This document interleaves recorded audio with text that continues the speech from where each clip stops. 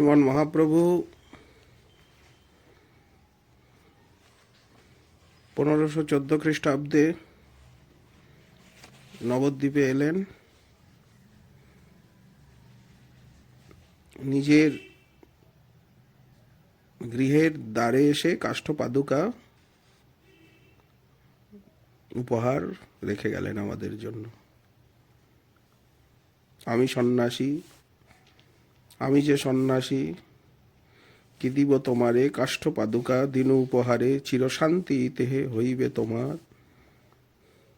হৃদয়নাথের পদরজ মাখা, বক্ষে ধরি সতী চরণ পাদুকা, করিয়া চুম্বন ধরিলা মস্তকে, হরিহরিধ্বনি উঠিলা চৌদিকে। জয় জয় রবে নদিয়া কাঁপিল, গৌরাঙ্গ মহিমা ভুবন ভরিল। নদিয়া নগরে এলো হারাধন, গায়ে হরিদাস পুনর্মিলন। লিখিতে লিখিতে প্রাণ উঠে, বলিতে বলিতে প্রাণ উঠে কেঁদে, যা কিছু কহিনু ওই চরণ প্রসাদে।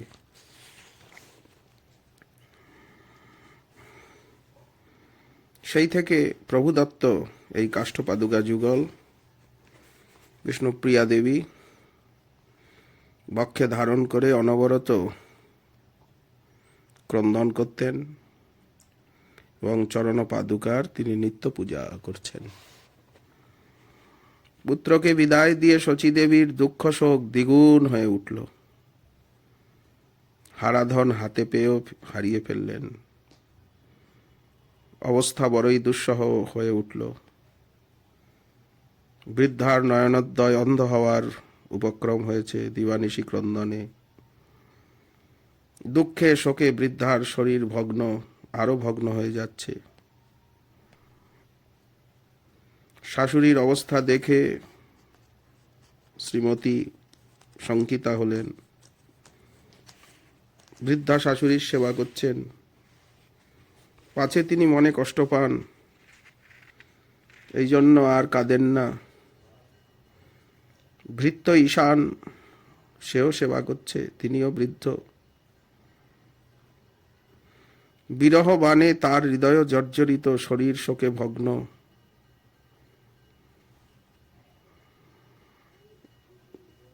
এই সময়ে মহাভাগ্যবান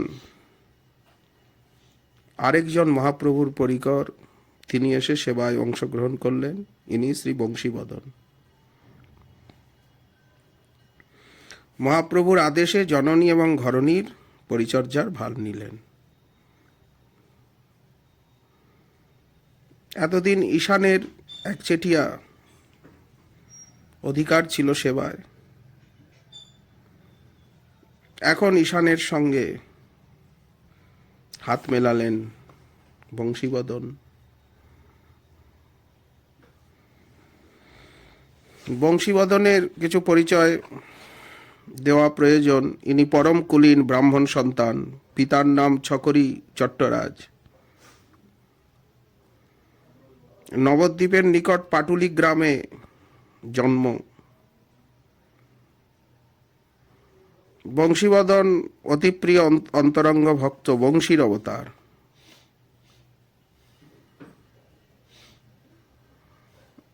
ইনি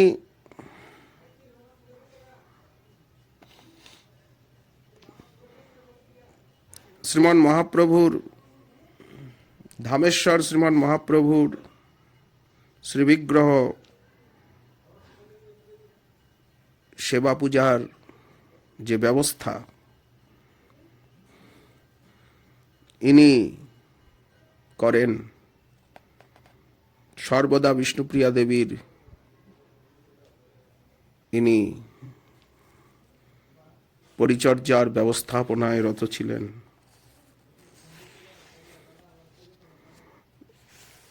দেবী সর্বদা বিরহ ব্যাকুলিনী, কত কাঁদেন, কত কিছু লেখেন। কতই স্বাধীনু কতই কাঁদিনু, গৌরাঙ্গ গোরার চরণ ধরে, একবার এসে নদিয়া নগরে দেখা দিও, দিয়ে যাও তারে। নাম না লইনু, পাছে নাহি শুনে কথাগুলি অবলার, ঠারে ঠোরে তারে কত না বলিনু নদিয়ার সমাচার।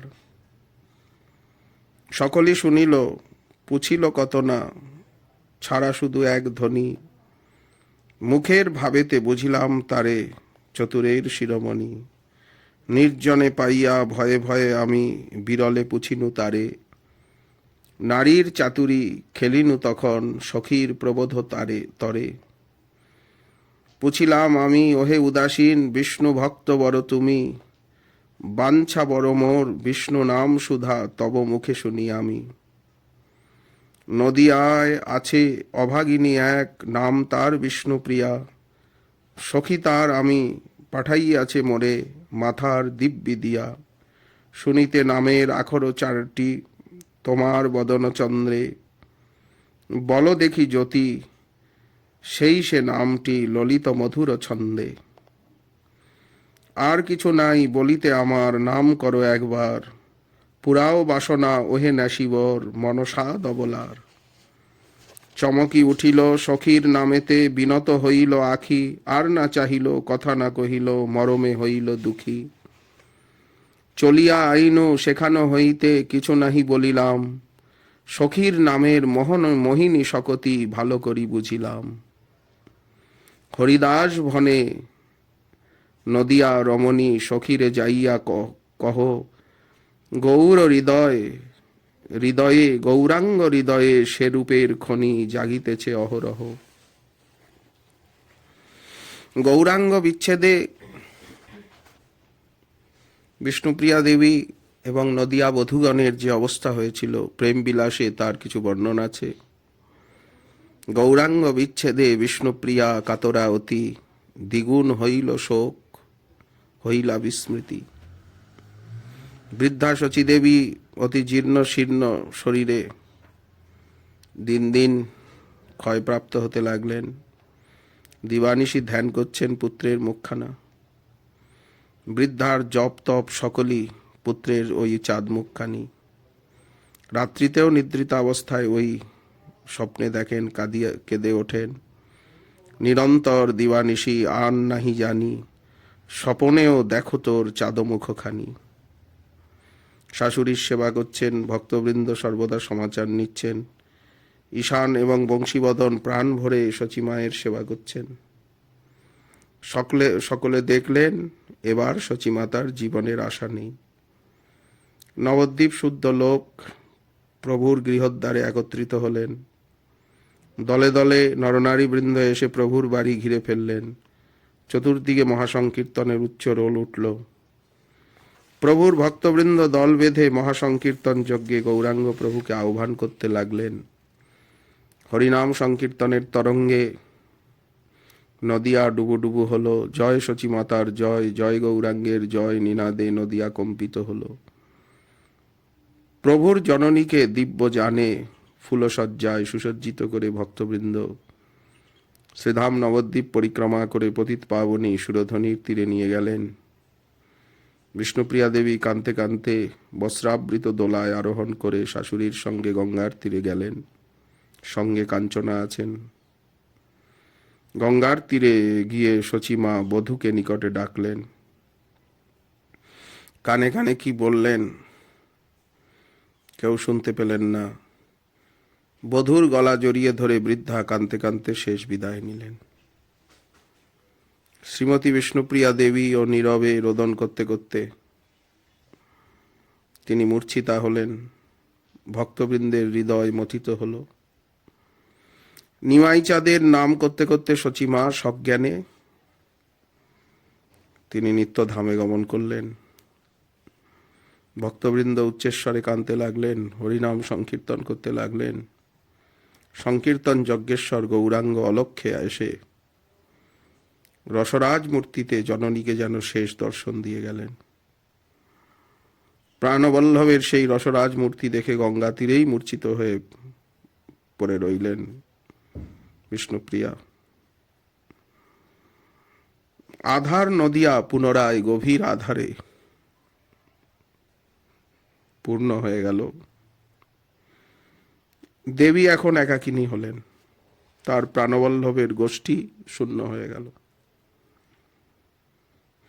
নদিয়ার লোক শচীমায়ের মুখের দিকে তাকিয়ে এতক্ষণ গৌরাঙ্গের এতদিন গৌর বিরহ দুঃখ সহ্য করছিল, এখন সেই দুঃখ আরো দ্বিগুণ জ্বলে উঠল। দেবীর দুঃখ আরো ততোধিক হলো। এই সকল কথা খুলে বলতে প্রাণ ফেটে যায়। সে দুঃখের কাহিনী বর্ণনার অতীত। বর্তমান ঘরে একাই তিনি প্রাণবল্লভের প্রদত্ত কাষ্ঠপাদুকার যথারীতি সেবা পূজা করছেন। কঠোর ভজন করছেন। মহাপ্রভুর কানে সব কথাই পৌঁছালো।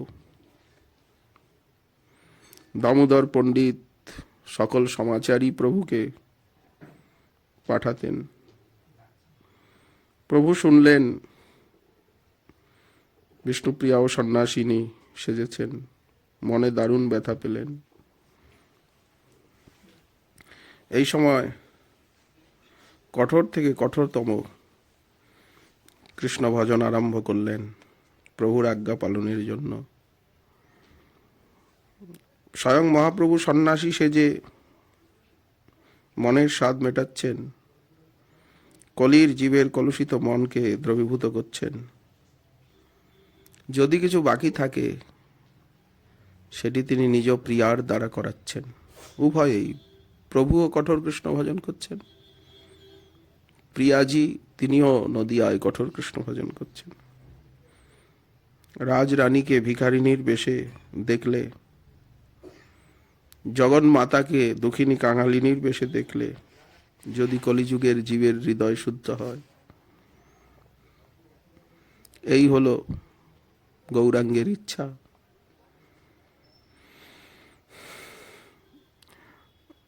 প্রভুর অন্তলীলা বড়ই বেদনার গম্ভীরা লীলা। কলিহত জীবের মঙ্গলের জন্য তার সন্ন্যাস গ্রহণ, জীব শিক্ষার জন্যই দিনহীন বেশে এই কঠোর সাধনা, লোকশিক্ষার জন্যই তার ভক্তবেশ। ভক্তবেশী প্রভুর সর্বচিত্তাকর্ষক রূপ।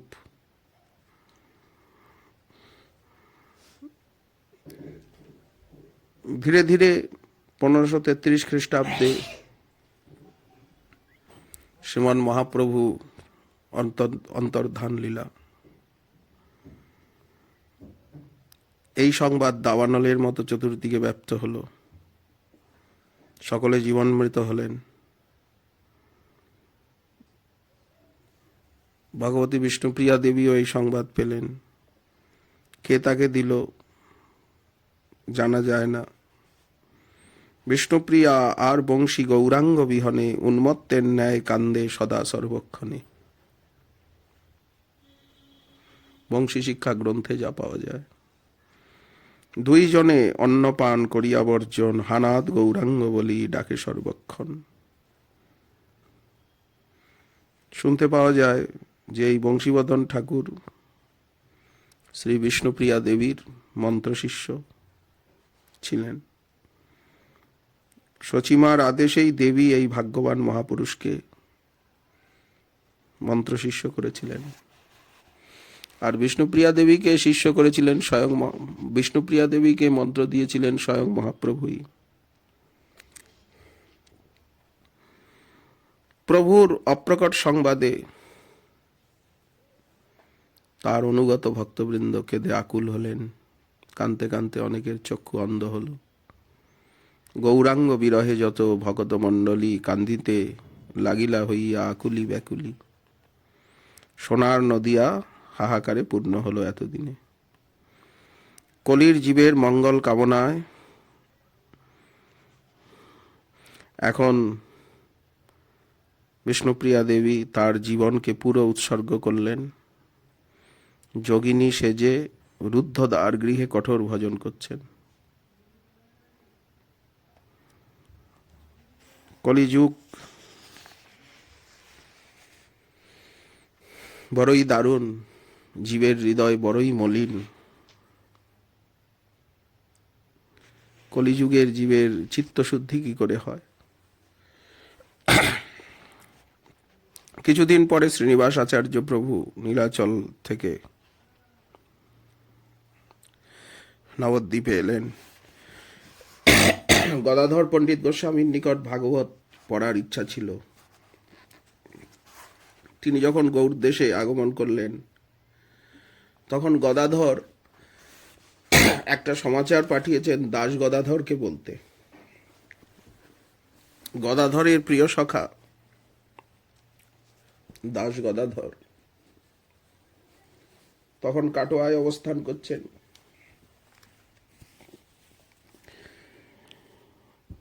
শ্রীনিবাস আচার্য প্রভু সেই সংবাদ বহন করে নিয়ে এলেন।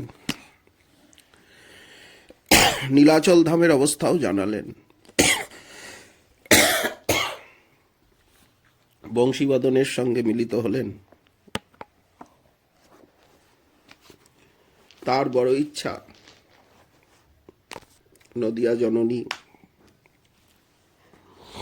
ধামেশ্বরী বিষ্ণুপ্রিয়া দেবীর কৃপা লাভ করেন।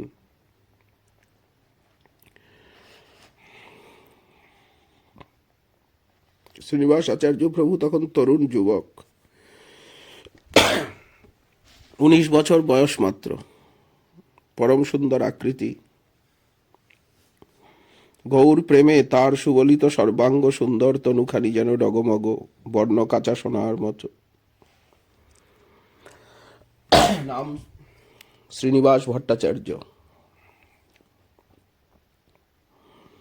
এমন সর্বাঙ্গ সুন্দর ব্রাহ্মণ বালক কেউ যেন কখনো দেখে নাই। ভক্তবৃন্দ শ্রীনিবাসকে দেখে শ্রীমৎ মহাপ্রভুর প্রকাশ মূর্তি, দ্বিতীয় মূর্তি বলে আখ্যা দিয়েছিলেন।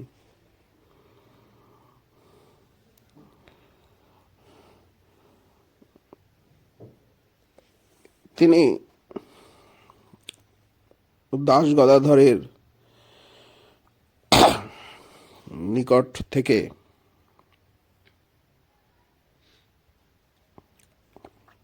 নবদ্বীপে এলেন।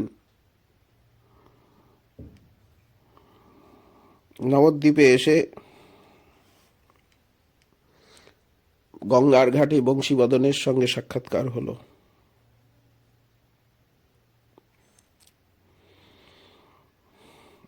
প্রভুর বৃদ্ধ ভৃত্য ঈশানও সেখানে উপস্থিত। শ্রীনিবাসকে দেখেই প্রভুর দ্বিতীয় কলেবর বলে চিনতে পারলেন ঈশান। দেবীর নিকট নিয়ে গেলেন।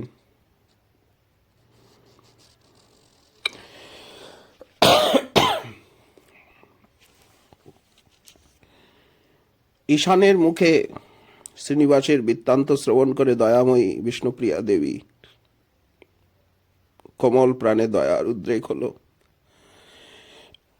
তিনি তৎক্ষণাৎ ঈশানকে আজ্ঞা দিলেন যে ব্রাহ্মণ যুবককে তাড়াতাড়ি ভোজন করাও। দেবী বুঝলেন যিনি সামান্য কেউ নন, প্রভুই পাঠিয়েছেন অতিথি রূপে। অতিথি সৎকার।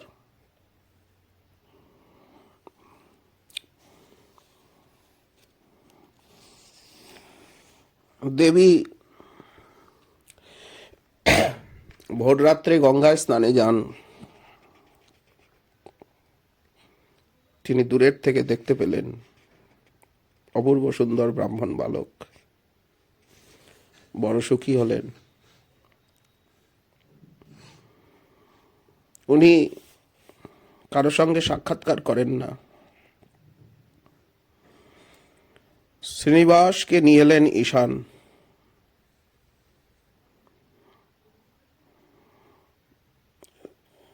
ঈশানের মুখে দেবী কৃপাদেশ করলেন, শ্রীনিবাসকে দর্শন দিলেন, কৃপা করলেন, প্রেম ভক্তি সঞ্চার করলেন শ্রীনিবাসে। বাঞ্ছা পূর্ণ হল। গৌরাঙ্গ বিহনে তার প্রাণও তো জ্বলছিল। শশীতল দেবীর চরণ দর্শন পাওয়ার আশায় এসেছিলেন। কথঞ্চিৎ শান্ত হলো হৃদয়।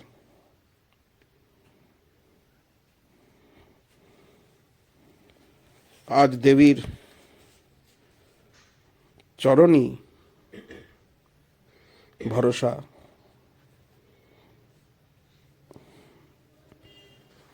বিষ্ণুপ্রিয়া দেবী অন্তর্পটে শ্রীনিবাস আঙ্গিনায় এসে দাঁড়ালেন। স্থির থাকতে পারছেন না। হা গৌরাঙ্গ, হা গৌরাঙ্গ বলে ভূমিতলে পতিত হয়ে উচ্চস্বরে রোদন করছেন। দেবী পর্দার আড়ালের থেকে বাৎসল্য স্নেহ ভরে শ্রীনিবাসকে দেখছেন। শ্রীনিবাসের অন্তরে যে মহাপ্রভুর শক্তি নিহিত আছে বুঝতে পারলেন। গৌরাঙ্গ ঘরণী পরম লজ্জাশীলা লজ্জা ত্যাগ করে শ্রীনিবাসকে নিকটে আসতে আদেশ দিলেন। প্রেমবিলাসের বর্ণনা। অন্তঃপট দূর করিলা নিরীক্ষণ, আমার প্রভুর শক্তি বুঝিলা তখন। লজ্জা উপেক্ষিয়া তারে আপনে ডাকিলা, কি নিমিত্ত রোদন করো, কেন ভ্রম হয় একালা। মুখে কথা নেই শ্রীনিবাসের, দু নয়ন দিয়ে অজস্র বাড়িধারা পতিত হচ্ছে। নিজের দুঃখ ব্যথা বেদনার কাহিনী সব নিবেদন করলেন। গদাধর পণ্ডিত গোস্বামীপাদের কাছে ভাগবত পড়ার ইচ্ছা, বৃন্দাবনে যাওয়ার ইচ্ছা, প্রভুর অদর্শনজনিত শোক কানতে কানতে নিবেদন করলেন। বিষ্ণুপ্রিয়া দেবীর দুঃখ সাগর উদ্বেলিত হয়ে উঠল।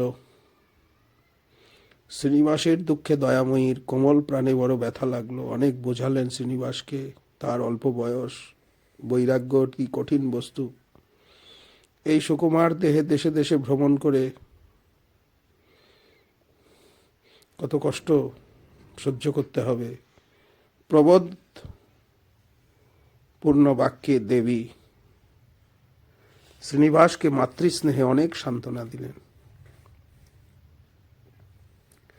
শ্রীনিবাস আচার্য জোর হস্তে দেবীর চরণে নিবেদন করলেন, মা জগদীশ্বরী, সংসারে এই হতভাগ্যের একমাত্র মাতা আছেন। আমার মাতা বৃদ্ধা। মহাপ্রভু যেমন বৃদ্ধা জননীকে ছেড়ে সন্ন্যাস গ্রহণ করেছিলেন, এই অধম প্রভুর আদেশে বৃন্দাবনে যেতে চায়। প্রভু আমাকে বৃন্দাবনে যেতে আজ্ঞা করেছেন, আপনি অনুমতি দিয়ে কৃতার্থ করুন।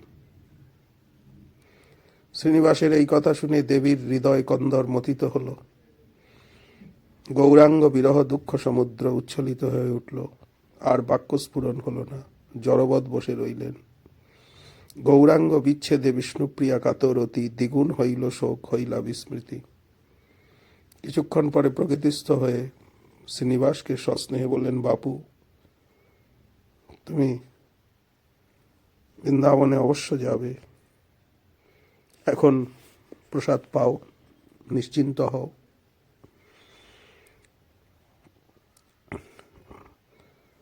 দেবীর আদেশে শ্রীনিবাসের কাতরুক্তি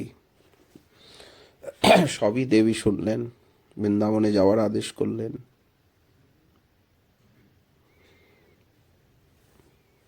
এইভাবে শ্রীনিবাস আচার্য বিষ্ণুপ্রিয়া দেবীর কৃপা লাভ করলেন।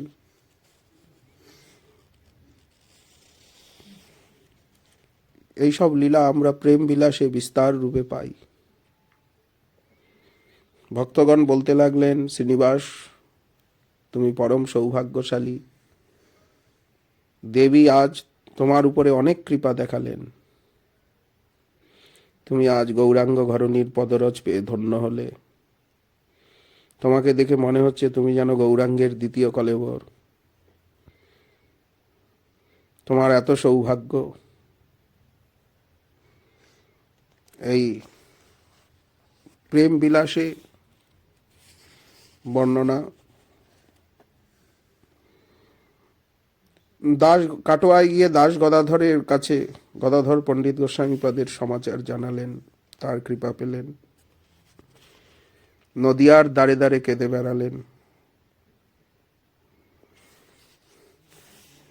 এইভাবে গৌরমণ্ডলে নানা স্থানে ভ্রমণ করলেন। শ্রীনিবাস আচার্য প্রভু আর্য শ্রেণীর কুলীন ব্রাহ্মণ সন্তান। নদিয়া জেলার উত্তরে চাখন্দি গ্রামে তার জন্ম। তার পিতার নাম হচ্ছে গঙ্গাধর ভট্টাচার্য। মহাপ্রভুর কৃপায় তার পুত্র হয়। অপুত্রক ছিলেন। কাটোয়ায় সন্ন্যাস গ্রহণের সময় উনি ছিলেন, শ্রীকৃষ্ণ চৈতন্য নাম ওনার কানে যায়। তাই থেকে সবসময় উনি সেই সময়ের থেকে চৈতন্য চৈতন্য, সেই ভিড় কোলাহলে শ্রীকৃষ্ণ চৈতন্য, ওই চৈতন্য শব্দই উনি ভালোভাবে শোনেন। সেই থেকে চৈতন্য চৈতন্য বলে কাঁদতেন। এই জন্য নাম হয়েছিল চৈতন্য দাস। জগন্নাথের কৃপায় নীলাচলে গিয়ে এই পুত্ররত্নটি লাভ করেন। শৈশবে পিতৃবিয়োগ হয়। মাতুলালয় কাটোয়ার নিকটে জাজিক গ্রামে, সেইখানেই বিদ্যা অধ্যয়ন করেন। বাল্যকালের থেকেই মনে তীব্র বৈরাগ্য। মহাপ্রভুর চরণ দর্শন লালসায় নীলাচলে যান। কিন্তু তখন শ্রীমন মহাপ্রভুর অপ্রকট লীলা। গদাধর পণ্ডিত গোস্বামীপাদের সঙ্গে সাক্ষাৎকার হয়। ভাগবত পঠনের ইচ্ছা প্রকাশ করেন। তখন গদাধর পণ্ডিত গোস্বামী অতি বয়োবৃদ্ধ, জরাগ্রস্ত গৌরাঙ্গ বিরহে। তখন উনি বললেন, বৃন্দাবনে যাও। গৌরদেশে প্রত্যাবর্তন করলেন। দাস গদাধরের নিকট গূঢ় সমাচার পাঠালেন। শ্রীনিবাস আচার্য বৃন্দাবনে গমন করলেন। বংশীবদন বিষ্ণুপ্রিয়া দেবীর সমস্ত দেখাশোনা করছেন। একদিন বংশী শিক্ষা গ্রন্থে আছে যে বংশীবদন এবং বিষ্ণুপ্রিয়া দেবীর প্রতি মহাপ্রভুর আদেশ হলো, আমার আদেশ এই করহ শ্রবণ, যে নিম্ব তলায় মাতা দিলা মোরে জনম, সেই নিম্ব বৃক্ষে মোর মূর্তি নির্মাইয়া, সেবন করহ তাতে আনন্দিত হইয়া। সেই দারুমূর্তি মধ্যে মোর হবে স্থিতি, এই লাগি সেবাতে তার পাইবে প্রীতি। বংশীবদন তখন শুভ দিন স্থির করে সমস্ত ভক্তমণ্ডলীর নিকট পত্রিকা পাঠালেন। প্রেমাশ্রু বিসর্জন করতে লাগলেন। কিছুকাল এইভাবে কেটে গেল। মহাপ্রভু আবার আদেশ করলেন, মিছা ক্রন্দন করো না, আমার আদেশ শ্রবণ করো। যে নিম্ব বৃক্ষের তলায় আমার জন্ম, সেই নিম্ব বৃক্ষের মূলে বসে জননী আমাকে স্তন্যপান করিয়েছেন। সেই নিম্ব বৃক্ষের দ্বারা দারুমূর্তি নির্মাণ করে নবদ্বীপ ধামে প্রতিষ্ঠা করো, তার সেবা করো। সেই দারুমূর্তির মধ্যেই আমার স্থিতি হবে। শ্রীমতীও স্বপ্নে দেখলেন। তারপরে একজন সুদক্ষ ভাস্করকে ডাকিয়ে এনে মহাপ্রভুর দারুমূর্তি নির্মাণ করতে আদেশ দিলেন। ভাস্কর এসে কেঁদে করজোরে বললেন, এই গুরুতর কার্য আমার দ্বারা হবে না। বংশীবদন তাকে আশ্বাস দিলেন, প্রভু শক্তি দেবেন, তুমি এই শুভ কার্যে হস্তক্ষেপ করো। তখন মহাপ্রভুকে স্মরণ করে ভাস্কর দারুমূর্তি নির্মাণ করলেন এবং সেই মূর্তির পাদপীঠের নিচে বংশীবদন নাম খোদিত আছে। একথা পূজ্যপাদ হরিদাস দাস বাবাজি মহারাজ লিখেছেন তার কলমে। বংশীবদন প্রভুর শ্রীমূর্তি দর্শন করে আনন্দে বিহ্বল হলেন। তিনি নিজেই শ্রীমূর্তির যে পদ্মাসন তার নিম্নভাগে লৌহ অস্ত্রের দ্বারা নিজের নাম খোদিত করলেন। তারপরে মহাপ্রভুর শ্রীমূর্তির অঙ্গরাগ হল। বস্ত্রালঙ্কার মালাচন্দনে যখন ভূষিত করা হলো, তখন বংশীবদন এবং বিষ্ণুপ্রিয়া দেবী উভয়েই কেঁদে আকুল হলেন। প্রভুর অবিকল প্রতিকৃতি চোখের সম্মুখে দেখে ভাবলেন, এই তো প্রাণনাথের দর্শন পেলাম। এই মনের সান্ত্বনা। অঝোর নয়নে প্রেমাশ্রু বর্ষণ করছেন। এসব কথা বংশী শিক্ষায় পরিষ্কারভাবে বর্ণিত আছে। বংশীবদন একটি শুভ দিন স্থির করে সমস্ত ভক্তমণ্ডলীর নিকট নিমন্ত্রণ পত্র পাঠালেন। সবাই শুভ কার্যে যোগদান করলেন। নির্ধারিত দিনে মহামহোৎসবের আয়োজন করলেন। কোথার থেকে যে নানা দিব্য দিব্য বস্তু এসে গেল, সব আয়োজন হলো, কেউ বুঝতে পারলেন না। মহালক্ষ্মী স্বরূপিণী বিষ্ণুপ্রিয়া দেবীর কৃপায় বংশীবদনের ভাণ্ডার অক্ষয় হল। দিন দুঃখীকে দান করলেন। বৈষ্ণব সেবা প্রভৃতি কার্য সুসম্পন্ন হল। বিষ্ণুপ্রিয়া দেবীর তত্ত্বাবধানে এই প্রতিষ্ঠা মহাযজ্ঞ সুসম্পন্ন হল। প্রচ্ছন্নভাবে দেবগণ এসে অন্তরিক্ষের থেকে গৌর ভগবানকে দর্শন করে মহানন্দে নৃত্য করতে লাগলেন। স্বর্গীয় সৌরভে যজ্ঞস্থান পরিপূর্ণ হল। বংশী শিক্ষায় এই কথা আছে, দিন স্থির করি তবে মূর্তি প্রতিষ্ঠার তরে, সর্বঠাই পত্র দিলা চট্টের কুমারে। নিরূপিত দিনে সবে কইলা আগমন, শ্রীমূর্তি প্রতিষ্ঠা তবে করেন বদন। বংশীবদন শ্রীমূর্তি প্রতিষ্ঠার কইল আয়োজন যত, শ্রী অনন্তদেব নারে বর্ণিবারে তত। প্রচ্ছন্ন ভাবেতে আসি যত দেবগণ, প্রতিষ্ঠার কালে গোড়া করেন দর্শন। প্রতিষ্ঠা করিয়া প্রভু শ্রীবংশীবদন, সকলে করান মহাপ্রসাদ ভোজন। প্রতিষ্ঠা কার্য শেষ হলো, মহামহোৎসব হলো। নিত্য পূজা এবং ভোগের জন্য বিষ্ণুপ্রিয়া দেবী, তার ভ্রাতা, উনি সবসময় কঠোর ভজনে জপে মগ্ন থাকেন।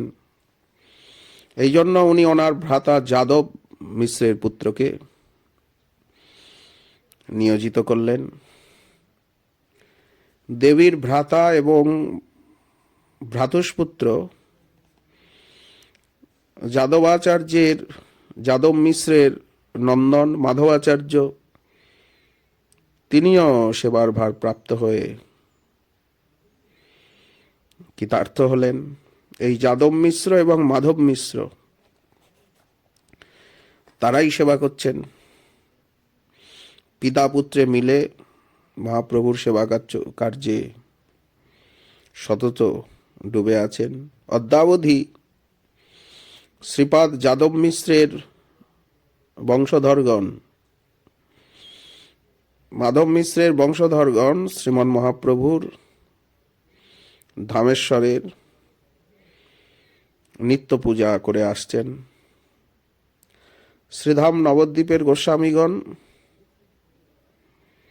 ধামেশ্বরের সব এই যাদব মাধব মিশ্রেরই বংশসম্ভূত। শ্রীমন মহাপ্রভুর শালক বংশ। মহাপ্রভুর কৃপায় কোনো অভাব নেই। গৌরাঙ্গ সুন্দর তার শালক বংশের উপরে বড়ই কৃপাবান। প্রভু তার শ্বশুর শ্রীপাদ সনাতন মিশ্রের অনুরোধে তার পুত্র যাদবের প্রতিপালন ভার নিয়েছিলেন। অদ্যাবধি প্রভুই সবাইকে প্রতিপালন করছেন। মহাপ্রভুর বংশে বাতি দেবার কেউ নেই, কিন্তু তার শালক বংশের এই শ্রীবৃদ্ধি এই প্রভুর লীলা রহস্যেরই একটি অংশ। প্রভু ঐশ্বর্য দানে বিদ্যা ভক্তিদানে শালক বংশকে ধন্য করেছেন। তবে দেবী যাদব মিশ্রের নন্দনে ভ্রাতুষ্পুত্রকে নিয়োজিত করিলেন প্রভুর সেবনে। ভাগ্যবান যাদবনন্দন মহাশয় প্রভুর সেবার লাগি সকল ছাড়য়। বংশীবদন প্রতিদিন মহাপ্রভুর শ্রীচরণে তুলসী গঙ্গাজল অর্পণ করেন, বিষ্ণুপ্রিয়া দেবীর সেবা করেন। এই রূপে কিছুকাল গৌরাঙ্গ ভজন করে বংশীবদন নবদ্বীপ ধামে বিষ্ণুপ্রিয়া দেবীর শ্রীচরণ তলে তিনি নিত্যলীলাকে তিনি তার প্রকট লীলাকে সাঙ্গ করে নিত্যলীলায় প্রবেশ করলেন। বংশীবদন ঠাকুরও চলে গেলেন। ধামেশ্বর শ্রীমান মহাপ্রভুর সেবকবর এই বংশীবদন ঠাকুর কে নবদ্বীপের সকল লোক বিশেষ ভক্তি এবং শ্রদ্ধা করতেন। সবাই জানতেন বংশীবদন শ্রী গৌরাঙ্গের চিহ্নিত দাস। তিনিও চলে গেলেন, মর্মাহত হলেন। দামোদর পণ্ডিত তিনি এখন দেখাশোনা করছেন। তিনি অতিশয় বৃদ্ধ, তিনি তত্ত্বাবধান করেন।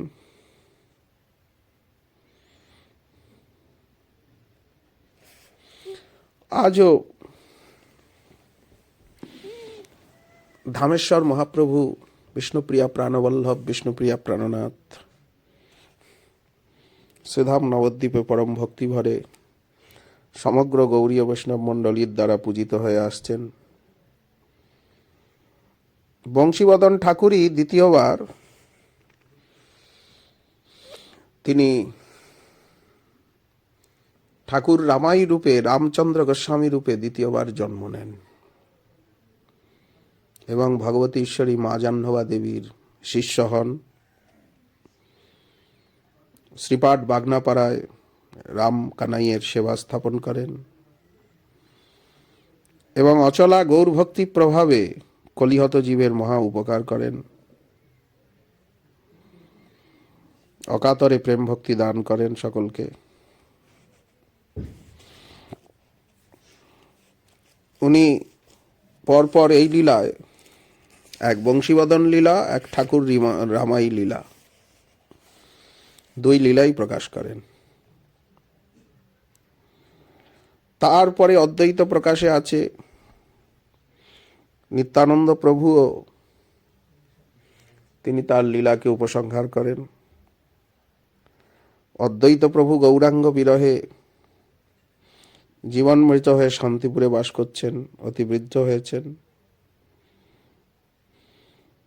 তিনি একদিন ভৃত্য ঈশান নাগরকে ডেকে বললেন, ঈশান, একবার নবদ্বীপের সমাচার নিয়ে এসো। বিষ্ণুপ্রিয়া মাতা কেমন আছেন, যাও। ঈশান নাগর প্রভুর আদেশে নবদ্বীপে এসে বিষ্ণুপ্রিয়া দেবীর কঠোর গৌরাঙ্গ ভজনের কথা সচক্ষে দেখে এসে অদ্বৈত প্রভুকে বর্ণন করে শোনান। দামোদর পণ্ডিতের অনুগ্রহে ঈশান নাগর দেবীর শ্রীচরণ দর্শন লাভ করেন। সেসব কথা অদ্বৈত প্রকাশে আছে। বিষ্ণুপ্রিয়া দেবীর এই যে কঠোর ভজনের কথা ভক্তগণ যেন প্রাণ ভরে শ্রবণ করেন। গৌর ভক্তগণের যে অন্তলীলা, নিত্যানন্দ প্রভুর গৌরাঙ্গ বিরহ কথা, অদ্বৈত প্রভুর গৌরাঙ্গ বিরহ কথা, তারা যদি এইসব কথা শুনে অশ্রুজল ফেলেন, তাহলেই তাদের চিত্তশুদ্ধি হবে, সর্বপাপ বিধৌত হবে। এরপরে ঈশান নাগর যা বর্ণন করছেন যে বিষ্ণুপ্রিয়া দেবী অতি কঠোরভাবে ভজন করছেন, অদ্বৈত প্রভুকে শোনাচ্ছেন। বিষ্ণুপ্রিয়া মাতা শচী দেবীর অন্তর্ধানে ভক্ত দ্বার রুদ্ধ কইলা স্বেচ্ছাক্রমে তার আজ্ঞা বিনে তারে নিষেধ দর্শনে, অত্যন্ত কঠোর ব্রত করিলা ধারণে। প্রত্যুষেতে প্রভাতকালে স্নান করি, করি কৃতান্নিক হইয়া। সন্ধানিক করে হরিনাম করি কিছু তণ্ডুল লইয়া। নাম প্রতি এক তণ্ডুল মৃৎপাত্রে রাখয়, হেনমতে তৃতীয় প্রহর নাম লয়। জপান্তে সেই সংখ্যার তণ্ডুল মাত্র লইয়া যত্নে পাক করে মুখ বস্ত্রেতে বান্ধিয়া। অলবণ অনুপকরণ অন্ন লইয়া, কোনো উপকরণ নেই, কোনো লবণ নেই, মহাপ্রভুর ভোগ লাগায় কাকুতি করিয়া। বিবিধ বিলাপ করি দিয়া আচমনি, মুষ্টিক প্রসাদ মাত্র ভুঞ্জেন আপনি। অবশেষ প্রসাদান্ন বিলায় ভক্তেরে, ওইছন কঠোর ব্রত কে করিতে পারে। এই সমস্ত কথাগুলি অদ্বৈত প্রভুর হৃদয়ে বজ্রাঘাতের মতো লাগলো। তিনি কেঁদে আকুল হয়ে ভাবতে লাগলেন কি উপায় একটি বারের জন্য তিনি ঈশান নাগরও তিনি বিষ্ণুপ্রিয়া দেবীর কৃপা পেলেন। দেখলেন বিষ্ণুপ্রিয়া দেবীর সর্বাঙ্গ মলিন, জীর্ণ, বস্ত্রাচ্ছাদিত, বিষাদময়ী প্রতিমা, কেবল চরণ কমলোদ্দয় দেখা যাচ্ছে। ঈশান নাগর ধন্য হলেন। প্রেম বিলাসেও আছে বিষ্ণুপ্রিয়া দেবীর কঠোর ভজন বৃত্তান্ত। ঈশ্বরীর নাম গ্রহণ শুনো ভাই সব, যে কথা শ্রবণে লীলার হয় অনুভব। নবীন মৃদ ভাজন আনে দুই পাশে ধরি, এক শূন্য পাত্র আর পাত্র তণ্ডুল ভরি। একবার জপে 16 নাম 32 অক্ষর, এক তণ্ডুল রাখেন পাত্রে আনন্দ অন্তর। তৃতীয় প্রহর পর্যন্ত লয়েন হরিনাম, তাতে যে তণ্ডুল হয় লইয়া পাকে যান। সেই সে তণ্ডুল মাত্র রন্ধন করিয়া, ভক্ষণ করান প্রভুকে অশ্রুযুক্ত হইয়া। রাত্রিদিন হরিনাম প্রভুর সংখ্যা যত, সে চেষ্টা বুঝিতে নারী বুদ্ধি অতি হত। কেন এত কঠোর ভজন করেন? প্রভুর প্রেয়সী যেহ, তাহার কি কথা। দিবানিশি হরিনাম লয়েন সর্বথা, তাহার অসাধ্য কিবা নামে এত আরতি। নাম লয়েন তাহে রোপেন প্রভুর শক্তি। উনি নাম নিচ্ছেন আর এই নামের ভিতরে প্রভুর শক্তিকে স্থাপন করছেন। নাম লয়েন তাহে রোপেন করেন প্রভুর শক্তি। দেবীর আহারের অল্পতা, তৃতীয় প্রহর পর্যন্ত, বিকেল পর্যন্ত তণ্ডুলের দ্বারা সংখ্যা রাখেন, চালের দ্বারা সংখ্যা রাখেন, আর সেই জপসঞ্চিত তণ্ডুল পাক করে প্রসাদ বন্টন করে অবশিষ্ট কিঞ্চিত ভোজন করেন। এর দ্বারা বোঝা যায় দেবীর আহারই ছিল না। যে কষ্ট সহেন মাতা কি কহিমু, আর অলৌকিক শক্তি বিনা ওইছে সাধ্যকার। অদ্বৈত প্রভু সবই শুনলেন, বালকের মতো কাঁদতে লাগলেন, সবই কৃষ্ণের ইচ্ছা। ইহা শুনি অদ্বৈত প্রভু করেন ক্রন্দন, কৃষ্ণ ইচ্ছা মানি করে ক্রেত ক্ষেত সম্বরণ। এখন সচিমা নেই, বংশীবদন নেই, একমাত্র দামোদর পণ্ডিত, তিনিও অতিশয় বৃদ্ধ। দেবীর আহার নেই, শরীর জীর্ণ শীর্ণ, সর্বাঙ্গ জ্যোতিপূর্ণ। বিষ্ণুপ্রিয়া এখন মহাযোগিনী, সবসময় দ্বার রুদ্ধ করে থাকেন। শ্রীমান মহাপ্রভু জীব শিক্ষার জন্য স্বয়ং আচরণ করে কঠোর ভজন সাধন দেখালেন, আর তার প্রিয়তমাকে দিয়েও সেই পথই সকলকে জানালেন। নিজের অভিলাষকে এইভাবেই পূর্ণ করলেন, নিজ লীলার দ্বারা এবং প্রেয়সীর লীলার দ্বারা। এ সম্বন্ধে আর বেশি বলার তো কিছু নেই। নিত্যানন্দ প্রভুর বিবাহ হলো। বিবাহের পরে জাহ্নবা দেবী, তিনি বিষ্ণুপ্রিয়া দেবীর কঠোর ভজনের কথা শুনতে পেলেন। বিষ্ণুপ্রিয়া দেবীর সঙ্গেও জাহ্নবা দেবীর সাক্ষাৎকার হলো।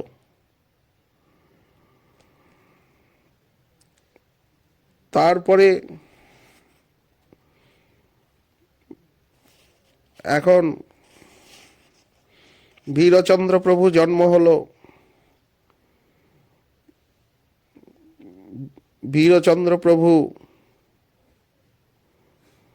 তিনি গৌরাঙ্গ বক্ষবিলাসিনী বিষ্ণুপ্রিয়া দেবী এবং নিত্যানন্দ বক্ষবিলাসিনী জাহ্নবা দেবীতে শুভক্ষণে উভয়ের দর্শন হল। উভয়েরই নয়নে জলধারা, উভয়ই উন্মাদিনী। বিষ্ণুপ্রিয়া দেবী জাহ্নবা দেবীর থেকে বয়সে কিছু বড়, তথাপি জাহ্নবা দেবীকে দিদি বলেই সম্বোধন করলেন। দুই ভগ্নীতে মহাপ্রভুর গৃহে যে সমস্ত কথোপকথন হলো তার বিবরণ বেশি কিছু পাওয়া যায় না। কঠোর ভজনে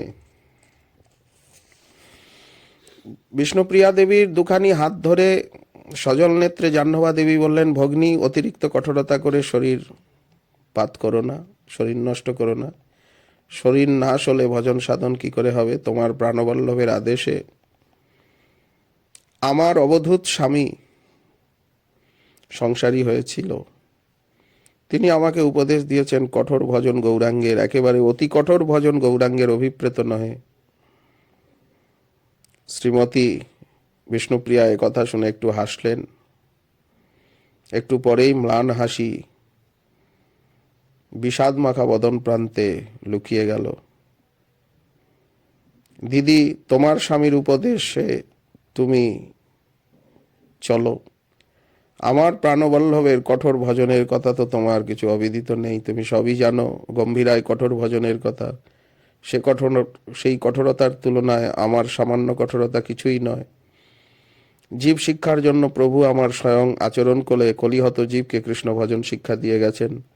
আমি প্রভুর পদাঙ্ক অনুসরণ করছি মাত্র।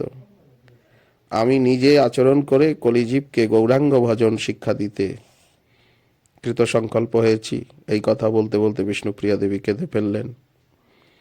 শ্রীমতী জাহ্নবা দেবী আর কি উত্তর দেবেন? তার দৃঢ় চেতা, তার দৃঢ়ব্রত দেখে বললেন শুধু, ভগিনী, শরীরটাকে রক্ষা করো। তোমার শারীরিক যে অবস্থা দেখছি তাতে বোধ হয় আর কিছুদিন পরেই তোমার দেহ রক্ষা দায় হবে। তোমাকে আমি আরো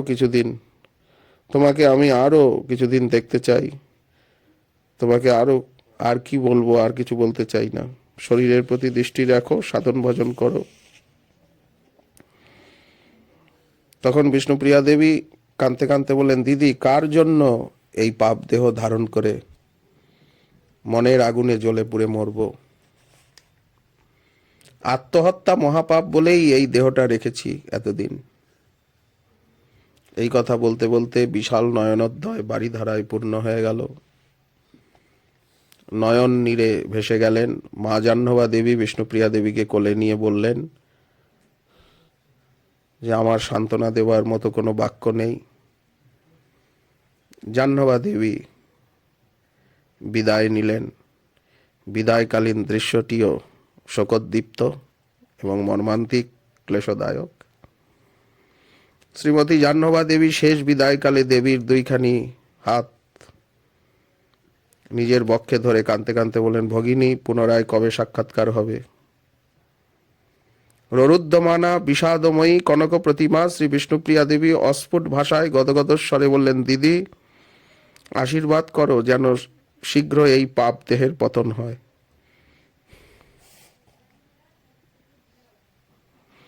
প্রাণবল্লভের নিকটে যেন শীঘ্র যেতে পারি। শ্রীমতী বিষ্ণুপ্রিয়া দেবী এবং শ্রীমতী জাহ্নবা দেবীর বিষ্ণুপ্রিয়া দেবীর নিকটের থেকে জাহ্নবা দেবী বিদায় নিলেন। শান্তিপুরে গিয়ে অদ্বৈত ঘরণী সীতা দেবীকে প্রণাম করলেন। সীতা দেবী জাহ্নবা দেবীকে বুকে তুলে নিলেন। অনেকদিন আগেই নিত্যানন্দ প্রভু তার লীলাকে সংগোপন করেছেন। আদর করে সীতা দেবী জাহ্নবার মুখকে চুম্বন করলেন। তাকে প্রণাম করতে দিলেন না। সীতা দেবীর আদর সোহাগ পেয়ে সীতা দেবীর আদর সোহাগ পেয়ে জাহ্নবা দেবী তিনি ধন্য হলেন। এই সমস্ত লীলা আমরা গ্রন্থে পেয়ে থাকি। জাহ্নবা দেবী সীতা দেবীর মিলন, বিষ্ণুপ্রিয়া দেবীর সঙ্গে মিলন,